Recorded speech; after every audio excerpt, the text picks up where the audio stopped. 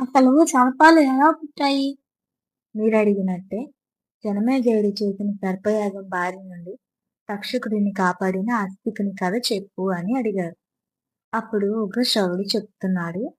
నా తండ్రి నుండి వినిన ఆ కథను నేను మీకు వినిపిస్తున్నాను. సత్యయుగంలో దక్ష ప్రజాపతికి కద్రు వినుతలు అనే ఇద్దరు కూతుర్లు ఉండేవారు. అయితే తండ్రి వారిని కశ్యపునికిచ్చి వివాహం చేశారు. వారితో సంతుష్టుడై కశ్యపుడు మీకేం ఇష్టమో అడగండి వరమిస్తాను అని అన్నారు. అప్పుడు కద్రువ ఇలా అంది.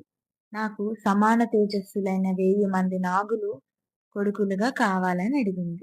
అప్పుడు వినత నాకు అంతకంటే అతి బలవంతులైన 2 కొడుకులు కావాలని అడిగింది. కశ్యపుడు తదాస్తు అన్నారు. వారిద్దరూ ఆనందించారు. జాగ్రత్తగా గర్భాన్ని రక్షించుకోమని చెప్పి కశ్యపుడు అక్కడి నుండి వెళ్ళిపోయారు.